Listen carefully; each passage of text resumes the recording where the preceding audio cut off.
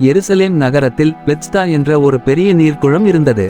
அங்கு பல நோயாளிகள், குருடர்கள், நடக்க முடியாதவர்கள் மற்றும் பலவீனமானவர்கள் குணமடைய காத்திருந்தனர். அவர்கள் அனைவரும் ஒரு விஷயத்தை நம்பி அங்கு கூடியிருந்தார்கள்: ஒரு தேவதூதன் வந்து நீரை கலக்கினால் அதில் முதலில் இறங்குபவர் உடனே குணமடைவார். அந்த குளத்தின் அருகில் 38 ஆண்டுகளாக முடங்கிய ஒரு மனிதன் இருந்தான். அவன் எத்தனை முறை முயன்றாலும் நீர் கலங்கியவுடன் முதலாவது இறங்க முடியவில்லை. அவனுக்கு உதவ யாரும் இல்லை. ஒரு நாள் இயேசு அந்த குளத்துக்கு வந்தார்.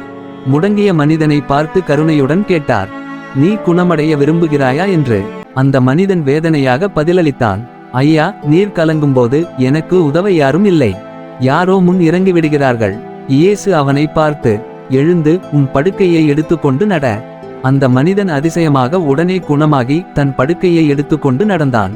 அதை பார்த்த யூத மதத்தலைவர்கள் அவரிடம் வந்து: இன்று சப்தத் தினம், நீ ஏன் உன் படுக்கையை எடுத்துக்கொண்டு நடக்கிறாய் என்று கேட்டார்கள். அவன்: என்னை குணமாக்கிய மனிதர் இப்படி செய்ய சொன்னார் என்று பதிலளித்தான். பிறகு இயேசு அவனை மீண்டும் சந்தித்து: இனி பாவம் செய்யாமல் இரு, அப்பொழுது உனக்கு மேலும் தீமை வராது என்று அறிவுரை கூறினார். இந்த நிகழ்வு நமக்கென்ன சொல்லுகிறது? நம்பிக்கை கொண்டால் தேவன் நம்மை குணப்படுத்துவார். இயேசுவின் கருணை எல்லோருக்கும் கிடைக்கிறது. நம் வாழ்விலும் நம்பிக்கை வைத்து கடவுளின் வழியில் நடக்க வேண்டும்.